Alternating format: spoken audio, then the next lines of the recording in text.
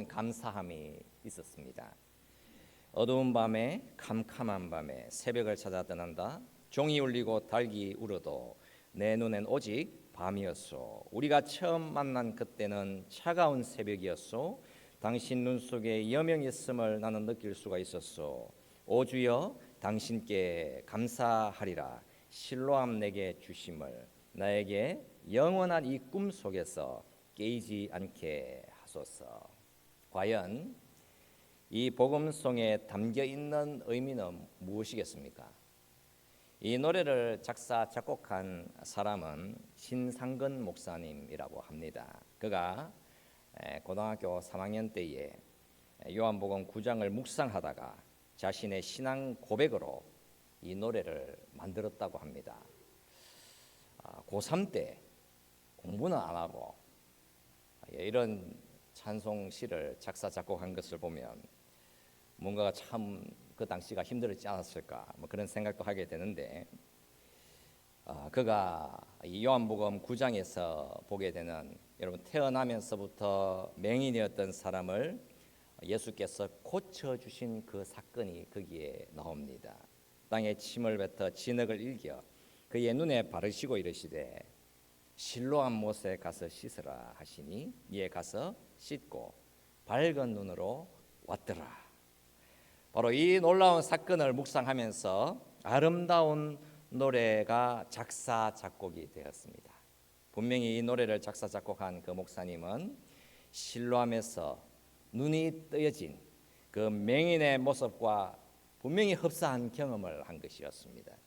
예수님이 그의 눈을 여시고는 무엇이 참으로 중요한 것인지를 보게 해 주신 것이었습니다. 그리고 후에 이 노래를 열정적으로 부르는 신앙인들 역시 예수님과의 만남과 그 만남의 소중함을 이 노래를 부르면서 함께 감격으로 표현해 내기도 했습니다. 예수 그리스도를 보기 전, 그러니까 그분이 나에게 어떤 분인지 깨닫기 전의 상황은 언제나 어두운 밤이었을 뿐입니다. 우리가 열왕기하 18장을 보면서 바로 그 복음의 감격이라는 연결고리를 우리가 바르게 발견할 필요가 있습니다. 우리가 오늘 보게 되는 남유다의 왕은 히스기야라고 하는 왕입니다. 이미 북이스라엘은 아수르 제국에 의해서 멸망했습니다. 1절에서 보게 되면 이스라엘의 왕 엘라의 아들 호세아 제3년에 유다 왕 아하스의 아들 히스기야가 왕이 되니라고 말씀하고 있습니다. 히스기야가 남유다의 왕으로 등극할 때에는 북이스라엘이 아직 멸망하지는 않았습니다. 그러나 히스기야 왕 통치 제4년에 북이스라엘은 멸망합니다. 그리고 머지않아 남유다도 멸망하게 됩니다. 남유다 역시 북이스라엘이 갔던 길로 가게 되더라는 것이지요. 오늘 이 본문의 말씀은 히스기야 왕의 통치와 그의 나라 남유다에 대한 아수르 제국이 가하는 위협을 보게 됩니다.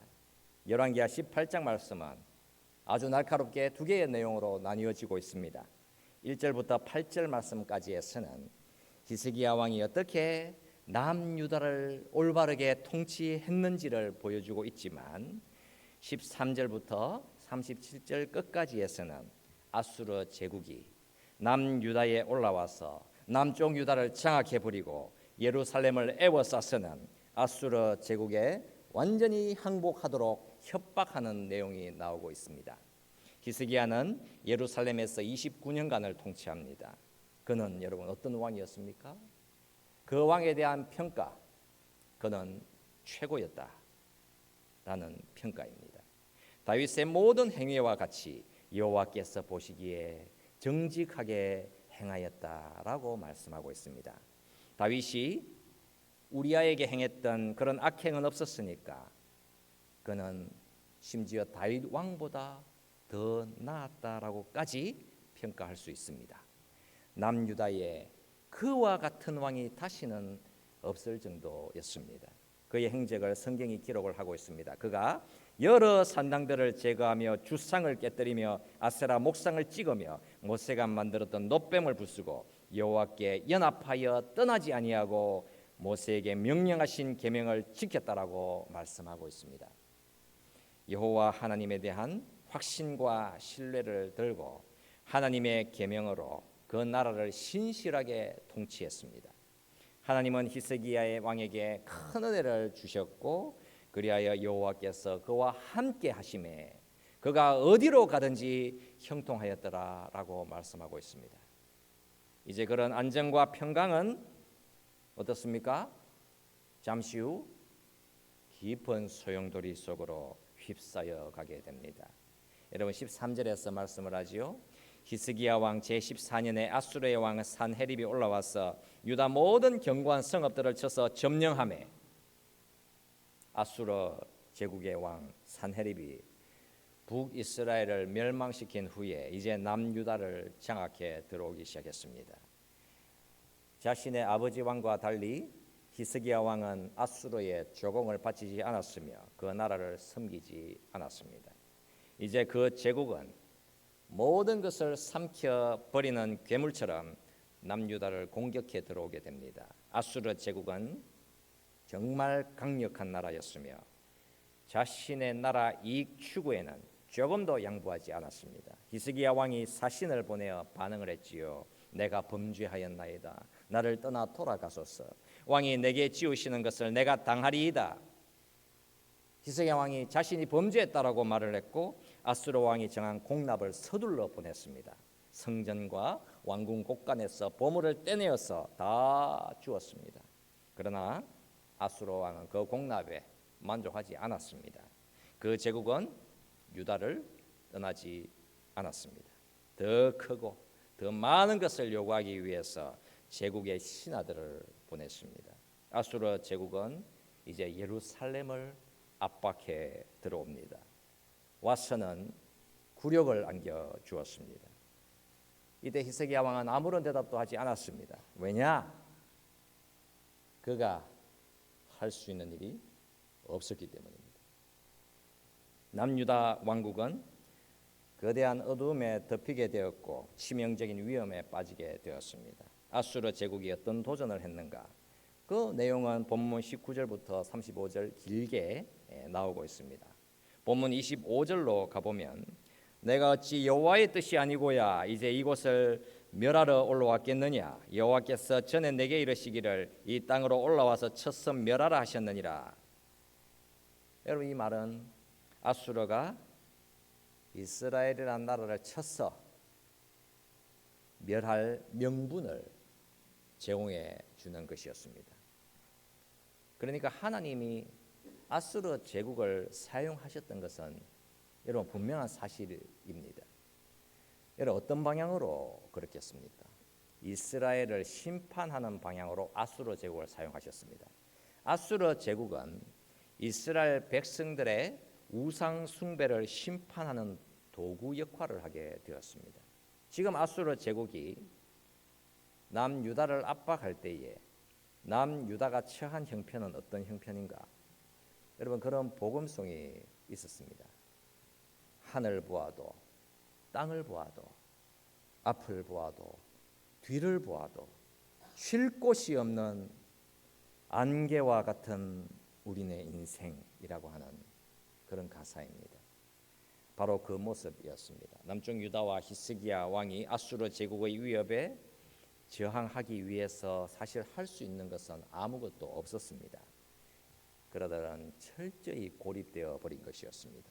이제 우리가 질문을 좀 해보았으면 합니다.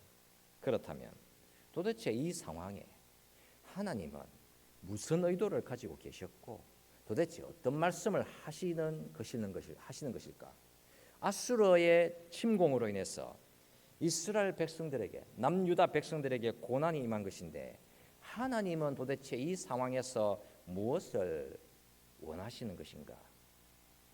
아수르 제국이 여호와 하나님이 사용하시는 그런 도구라고 한다면 그 도구를 사용을 하시면서 역사를 어떤 방향으로 인도해 가시는 것일까? 분명히 하나님의 주권과 통치가 더 분명하게 드러나지 않겠습니까?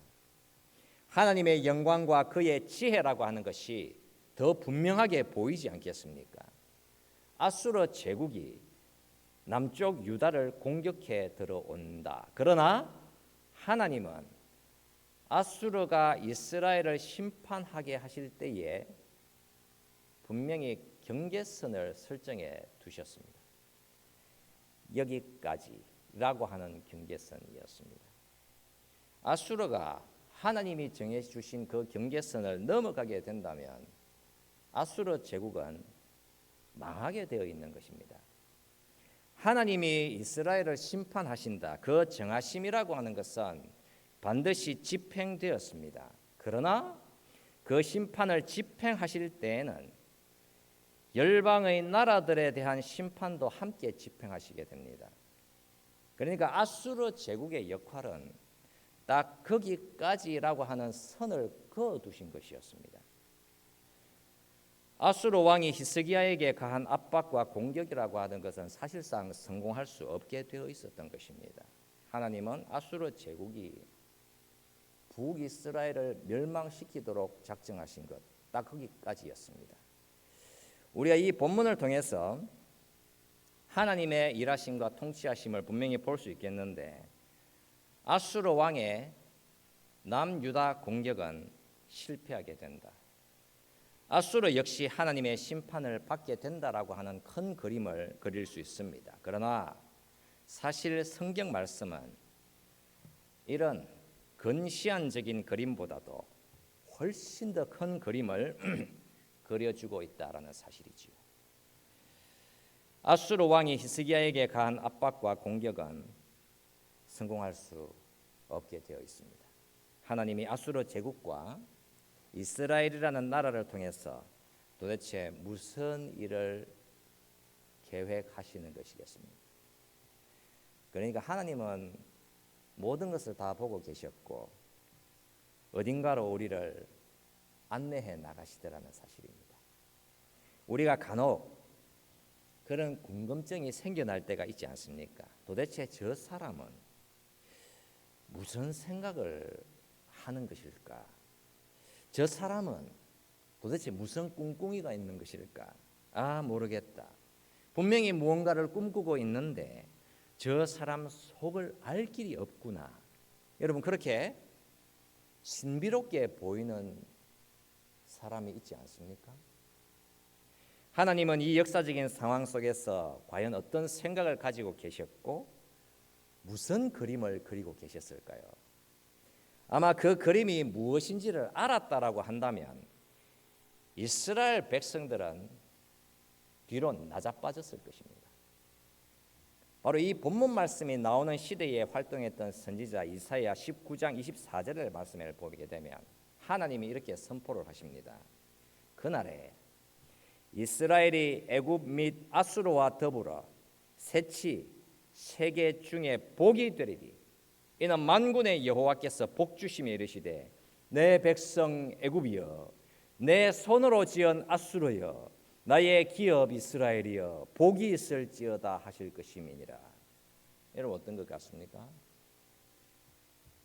북이스라엘을 멸망시켰고 이제는 남유다까지 장악하려던 아수르 제국을 향하여서 하나님께서 하신 말씀이 나의 손으로 지은 아수르야 라고 하시면서 너희는 세계 중에 복이 될 것이다 라고 선포를 해버리시더라는 것입니다. 그러니까 하나님은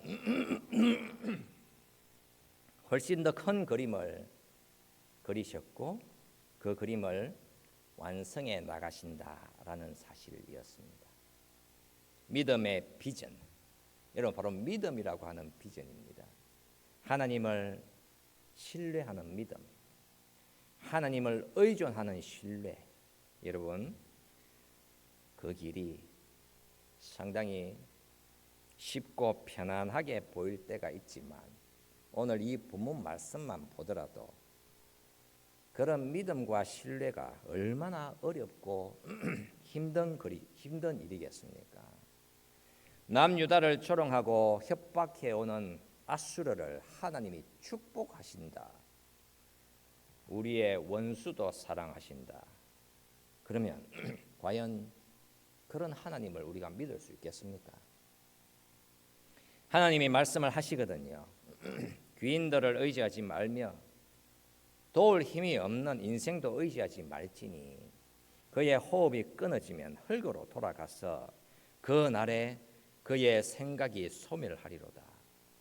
야곱의 하나님을 자기의 도움으로 삼으며 여호와 자기 하나님에게 자기의 소망을 두는 자는 복이 있도다. 정말 그 하나님께 나의 소망을 그분께 둘 수 있겠습니까? 여러분, 히스기야 그 이름의 의미는 하나님이 힘을 주신다, 하나님이 힘이 되신다라고 하는 뜻입니다. 그의 인생에 환난과 압박과 고난이 임한 것이었습니다. 히스기야 왕은 굴욕과 약함이라는 상황 속에서 과연 자신의 이름 속에 새겨진 그 의미를 볼 수 있겠습니까? 우리가 이 본문에서 보여주는 그 날카로운 차이를 좀 보았으면 합니다. 여러분, 바로 그 질문을 통해서 이 본문의 핵심이 무엇인지를 좀 보았으면 합니다. 열왕기하 18장 말씀 앞부분에서는 히스기야 왕의 통치가 얼마나 아름다웠는지를 보여주고 있습니다. 그는 철저히 신명기 말씀을 따라서 하나님의 율법에 철두철미했으며 하나님을 사랑했고 그 하나님을 의지하며 우상을 제어했으며 하나님 앞에서 정말 바르게 통치했습니다. 그러나 열왕기하 18장 뒷부분은 고난과 어려움으로 채워져 있습니다. 그는 공격당했고 수치를 당했습니다. 남유다가 아수르 제국의 공격 앞에 크게 노출되었습니다. 히스기야 왕이 할 수 있는 일은 아무것도 없었습니다. 거대한 함대 위에 그냥 함대 앞에 세워져 있는 그냥 작은 돛담배 하나와 같았습니다. 그렇다면 여러분, 우리의 머리로 이해하기 정말 어려운 내용이 무엇입니까? 첫째, 히스기야 왕은 이스라엘의 역대 왕들 중에서 가장 선하고 가장 훌륭한 왕인데 왜 그에게 거대한 고난이 임하게 되는가? 둘째, 남유다의 히스기야와 요시야라고 하는 왕들이 나타나게 되는데 이들은 하나님이 원하시고 기뻐하시는 대로 하나님의 말씀을 따라서 철저하게 통치한 정말 정직한 왕들인데, 그렇다면 하나님의 남유다를 향한 심판은 유보되거나 아니면 취소되는 것이었습니까? 여러분, 이 질문들은 대단히 중요한 질문입니다. 이 질문들에 대해서 하나님이 답을 주시지요. 첫째, 하나님의 사랑을 입은 왕에게 하나님은 반드시 고난을 주신다라는 것이며, 둘째, 그 아무리 훌륭하고 정직한 왕들이 나온다고 하더라도 그 나라는 반드시 하나님의 심판을 받게 된다라고 하는 대답이 하나님으로부터 나온 것입니다. 선한 왕인 히스기야도 고난을 당한다. 선한 왕이 아무리 바르게 통치해도 하나님의 심판은 절대로 피할 수 없다. 여러분, 이 두 가지 사실은 명백하게 이 본문에서 선포되고 있습니다. 그리고 이 두 가지 길은 어떻습니까?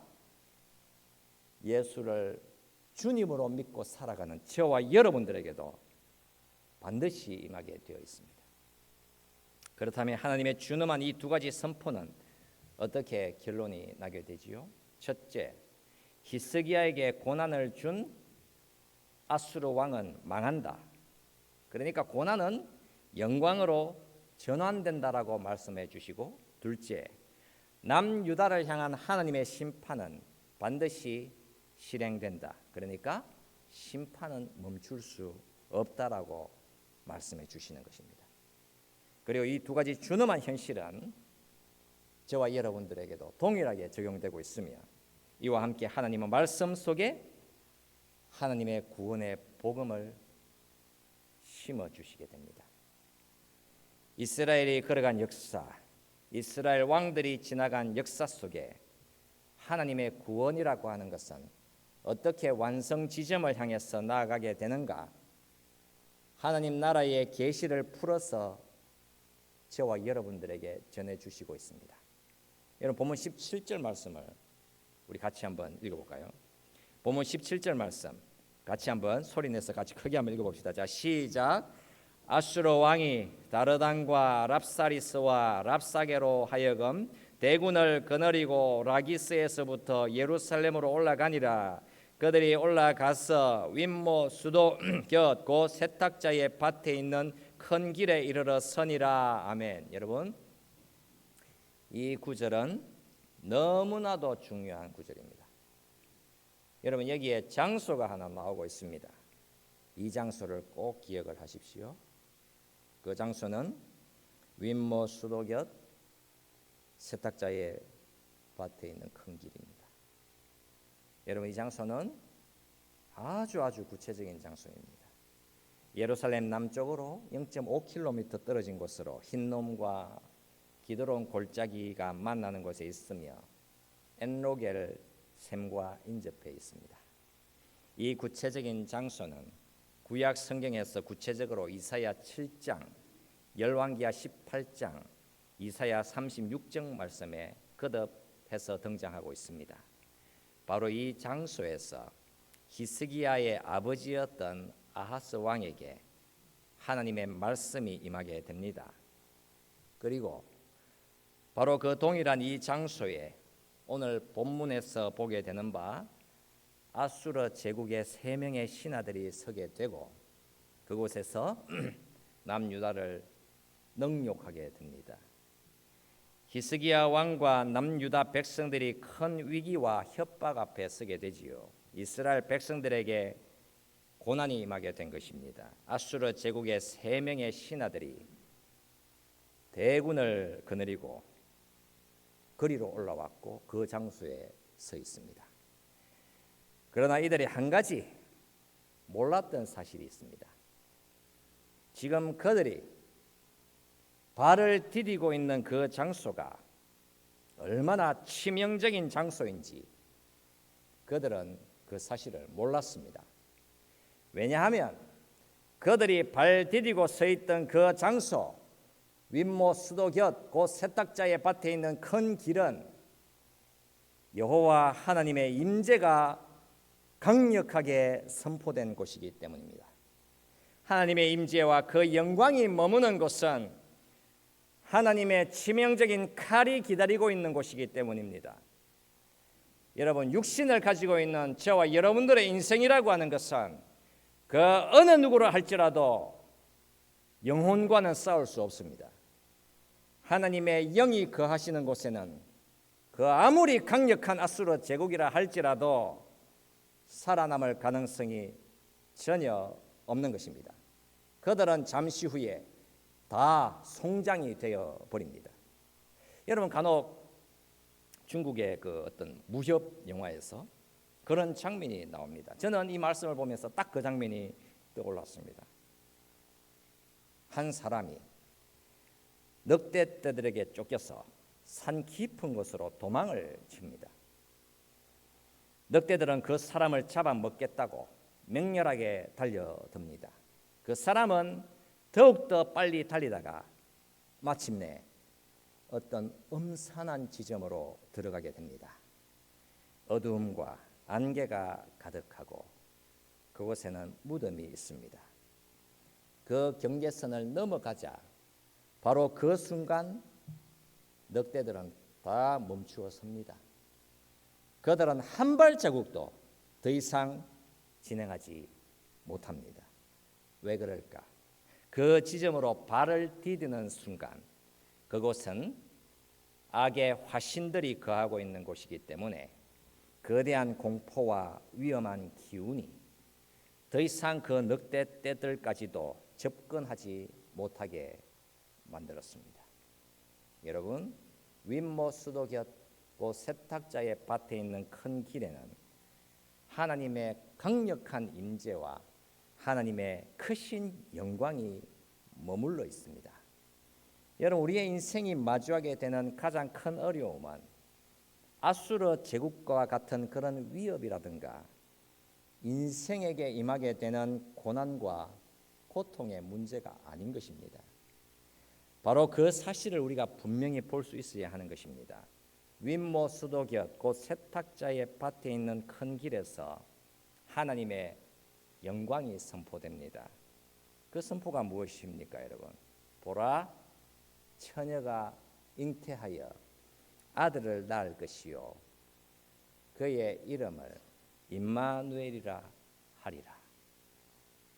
하나님의 영광이 선포되었습니다. 하나님의 영광이 선포된 그 자리에 딱 거기에 아수르 제국의 신하들과 대군들이 서 있습니다. 하나님의 찬란한 영광 앞에 그들의 계획은 절대로 성공할 수 없습니다. 육신이라고 하는 것은 영을 상대로 해서 승리할 가능성은 없는 것입니다. 그 하나님의 영광이라고 하는 것은 너무나도 치명적인 것이어서 그 찬란한 빛과 거룩하심 앞에서 인생이라고 하는 것은 전부 다 소멸되어 불타 없어지게 되어 있는 것입니다. 여러분, 우리의 인생의 문제라고 하는 것은 고생, 고통, 고난, 자존심, 연약함, 가난함, 여러분 이런 것이 저와 여러분들의 궁극적인 문제가 될 수는 없는 것입니다. 우리의 인생의 가장 큰 문제는 하나님의 임재하심 앞에 서는 것입니다. 거룩하신 하나님 앞에서 보여져 있는 나의 모습인 것입니다. 바로 그 장소 아수르의 대군과 신하들이 남유다를 압박하기 위해서 서 있었던 바로 그 장소 윗모 수도곁 곧 그 세탁자의 밭에 있는 큰 길에서 이런 무엇이 선포된다고 했습니까? 보라, 처녀가 잉태하여 아들을 낳을 것이요 그의 이름을 임마누엘이라 하리라. 이런 무엇이 선포되고 있습니까? 예수가 선포되고 있지 않습니까? 예수가 선포되고 있는 것입니다. 여러분, 시간이 참 많이 흘러서 태어날 때부터 맹인된 사람이 있었습니다. 제자들이 물었지요. 이 사람이 맹인으로 태어난 것이 누구의 죄로 인함이니까? 지 때문입니까? 아니면 그의 부모 때문입니까? 예수께서 대답을 하셨지요. 이 사람이나 그 부모의 죄로 인한 것이 아니라 그에게서 하나님이 하시는 일을 나타내고자 하심이라. 내가 세상에 있는 동안에는 세상의 빛이로다 말씀하시고 땅에다 침을 뱉으시고는 진흙을 이기셔서 그 맹인의 눈에다 바르시고는 실로암 못에 가서 씻으라 말씀하셨습니다. 그리고 그 맹인은 생애 처음으로 눈이 떠여지게 되는 기적을 경험하게 됩니다. 예수님이 그 눈이 떠여진 맹인을 또다시 만나 주셨지요. 예수께서 물으셨습니다. 네가 인자를 믿느냐? 눈이 열린 그 맹인이 대답을 했지요. 주여, 그가 누구시오니까 내가 믿고자 하나이다. 예수께서 대답을 하셨습니다. 네가 그를 보았거니와 지금 너와 말하는 자가 그이니라. 그 영광스러운 말씀을 듣고서는 맹인은 곧바로 꿇어 엎드렸습니다. 주여, 내가 믿나이다. 예수님 앞에 절하면서 그 주님을 예배했으며 예수님 그를 자신의 구원의 주님으로 믿었습니다. 예수께서 바리새인들에게 한 말씀을 대해 주셨지요. 너희가 맹인이 되었더라면 죄가 없으려니와 본다고 하니 너희 죄가 그대로 있느니라. 여러분, 우리는 지금 이 순간 무엇을 보고 있는 것입니까? 윗못 수도 끝, 그 세탁자의 밭에 있는 큰 길, 바로 여기 이 자리에 예수님이 서 계신 것이었습니다. 바로 그 길에서 맹인의 눈을 열어주셨지요. 그 맹인의 육신의 눈이 열려서 마침내 온 세상을 볼 수 있게 된 것, 그게 기적이 아니라 그 맹인이 예수님을 만나게 되어서 그 예수님이라는 분이 자신의 임마누엘 하나님이신 것을 보게 된 것이 하나님이 예배해 주신 기적이었더라는 것입니다. 임마누엘 하나님이 바로 예수 그리스도이신 것이지요. 여러분, 임마누엘 뜻은 하나님이 우리와 함께 계시다, 그거 아닙니까? 하나님이 우리와 함께 계시는 것이 무엇입니까? 죄가 나를 다스려서 내가 죄의 종으로 살고 있었고, 그리하여 나의 영이라고 하는 것은 바짝 말라버린 뼈처럼 죽어 있었는데 예수께서 오셔서 나에게 말씀해 주시고 내가 죄인임을 보게 해주셨으며, 오직 그리스도의 대속의 죽으심으로 인해서 내가 하나님과 화평을 누리게 되었고 오직 은혜로 구원을 받게 되었구나. 여러분, 무엇입니까? 임마누엘, 은총을 우리가 받게 된 것입니다. 열왕기하 18장 본문에서 밝히 증거되고 있는 것은 바로 하나님의 그 강력한 임재요, 하나님의 영광의 선포인 것입니다. 보라, 처녀가 잉태하여 아들을 낳을 것이요 그의 이름을 임마누엘이라 하리라. 거대한 위험이 처해서 어찌할 수 없는 저와 여러분들, 아무런 답이 없는 죄인들, 그 구원해 내시겠다고 하나님의 영광이 선포가 되었습니다. 그 선포가 바로 윗모수도 끝 세탁자의 밭에 있는 큰 길에서 나왔습니다. 바로 그 길에서 임마누엘, 하나님의 영광이 임했습니다. 그 땅에서, 여기에서 아무것도 제대로 볼 수 없었던, 어두움을 방하던 나의 소망 없던 인생, 나는 그렇게 하나님 앞에서 철두철이 아무것도 볼 수 없었던 맹인이었는데 나의 어두운 눈을 밝혀주시고 마침내 나의 죄를 용서해 주신 예수님을 우리가 만나게 된 것이었습니다. 하나님이 우리와 함께 계시다. 구약에서 예언되고 계시된 그분이 친히 오셔서 죄인들의 눈을 여시고는 죄인들의 곤궁, 무엇입니까? 하나님의 임재하심 앞에 서도 너는 아무런 문제가 없다. 여러분, 그거를 해결해 주신 것입니다. 한 형제가 자신의 가족을 공항에 픽업하러 나갔습니다. 그 형제가 차를 가지고 왔는데 가만 보니까 안전벨트를 하고 있었습니다. 안전벨트를 하는 것은 마땅한 것인데, 근데 이 형제는 안전벨트를 해본 적이 없었다라고 합니다. 그런 사람이 그냥 안전벨트를 하고 있더라는 것이었습니다. 놀라서 도대체 왜 너 안전벨트를 하고 있는데 무슨 일이 있었나 물었습니다. 그랬더니 내가 이전에 경험하지 않았던 일을 이제서야 경험을 했으니까 라고 대답을 하더라는 것입니다.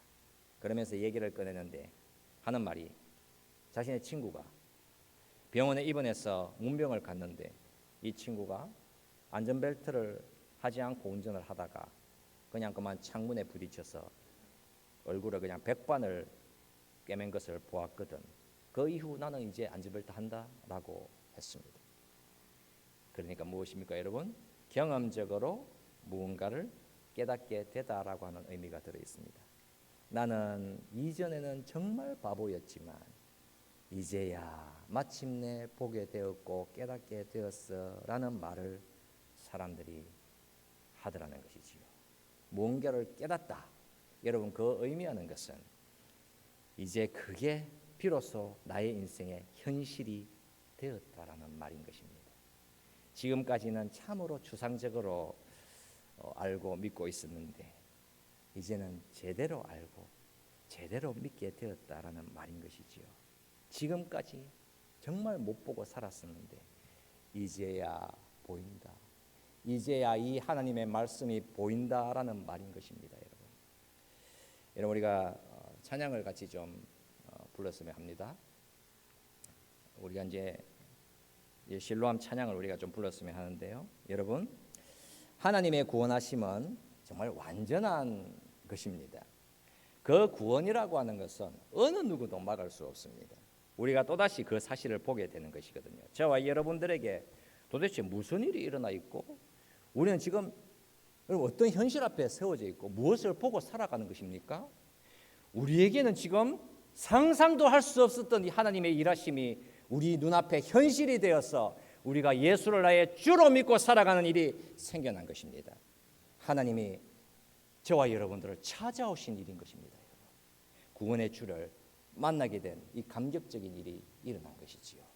우리가 이 실로암 찬양을 우리가 같이 부르시면서 그 하나님을 향한 뜨거운 고백을 찬양을 통해서 올려드렸으면 합니다.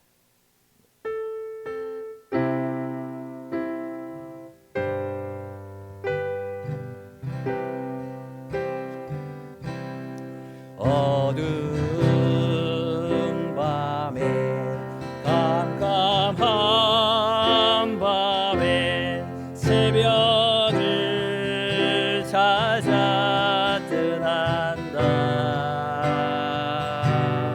종이 울리고 날개 울어도 내 눈에는 오직 밤이었어. 우리가 처음 만난 그때는 우리가 처음 만난 그때는 차가운 새벽이었어.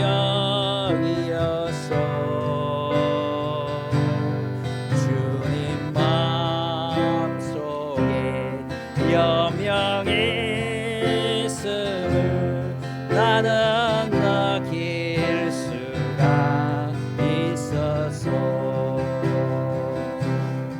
오 주여 당신께 감사하리라. 실로암 내게 주심을 나에게 영원한 사랑 속에서 떠나지 않게 하소서. 오 주여 당신께,